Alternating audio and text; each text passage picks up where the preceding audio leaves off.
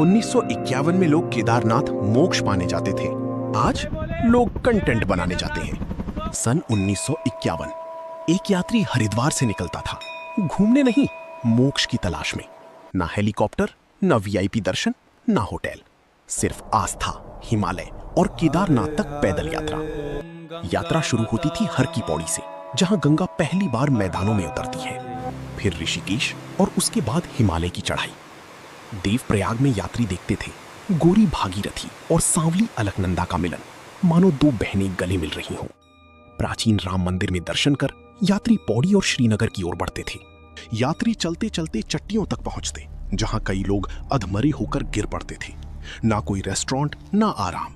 रात को आटा दाल खरीद कर खुद खाना बनाते थे, फिर ठंडी जमीन पर सो जाते। लेकिन पूरे रास्ते गूंजता रहता राम नाम, हरि नाम। फिर आता था रुद्रप्रयाग, जहां अलकनंदा और मंदाकिनी मिलती हैं। लोग मानते थे यहीं से तपलोक खत्म होता है और देवलोक शुरू।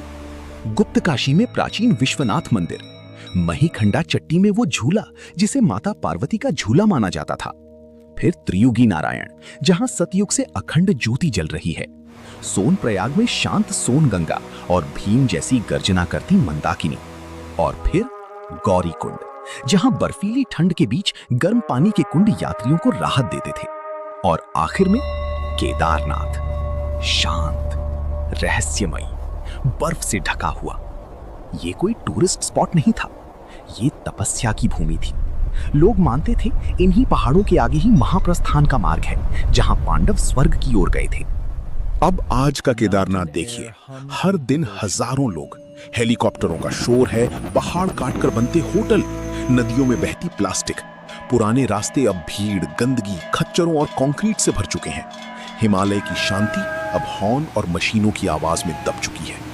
बहुत लोग दर्शन से ज्यादा रील बनाने आते हैं और प्रकृति इसका जवाब दे रही है।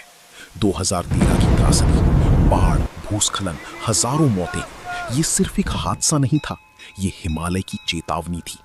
1951 के यात्री दर्द सहकर चलते थे, लेकिन पहाड़ों को वैसा ही छोड़ जाते थे।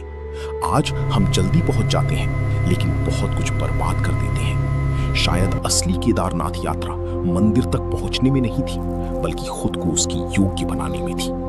अगर हमने अपनी तीर्थ नहीं बचाए, तो हम सिर्फ प्रकृति नहीं खोएंगे, हम उनकी पवित्रता भी खो देंगे। हर हर महादेव।